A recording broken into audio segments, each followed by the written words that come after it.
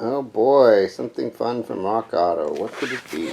Well, we know it's not the alternator because we just did that. Yeah, when I was poking around Rock Auto, I was surprised to see they had Vega parts.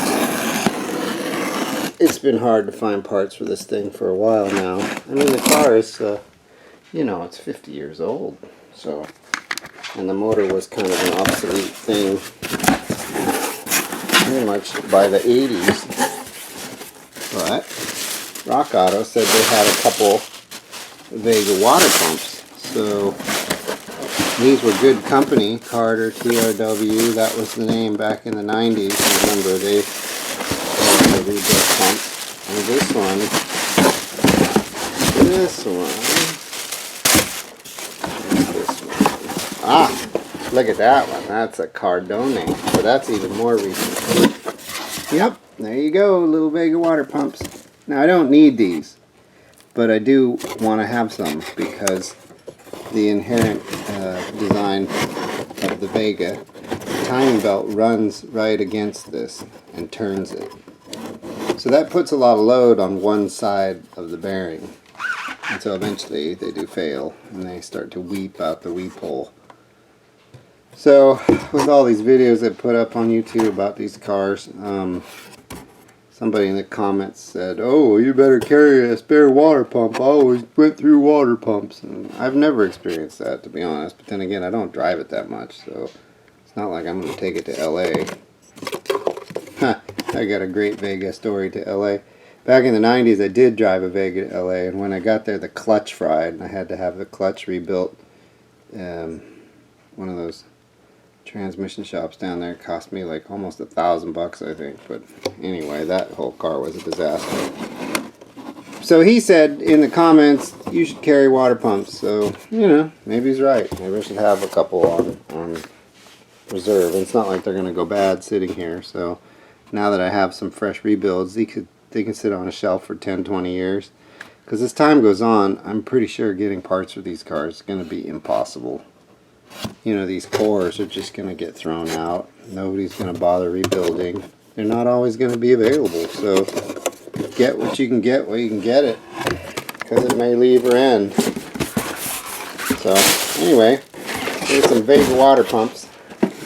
There's two different styles too. I'm curious to see if these are both the ones that I'm familiar with. The later years had a shallower impeller. Yeah, like this. This is a later model one. See that? See how the impeller is shallow? This is the kind I've always had with the big fat impeller. And they've always worked good, but for some reason the 76 and 77, as well as like 78 Monza, they used this style. They redesigned the impeller to be more shallow. But I mean, they're still the same damn thing and they work. I just don't know. Maybe the shallower impeller makes less turbulence? I'm not really sure. But the important thing is, oh yeah, nice good tight seal. And yeah, they look good. They're not all corroded. This looks like a brand new piece. I think Carter TRW made these. I don't think they took old cores and rebuilt them. So this is like a brand new water pump. And this is a remanufactured one, because you can see there's some corroding and pitting here from where the hose used to be. So this was probably disassembled, painted, and then put in with a new impeller and seal and pulley. Pretty cool.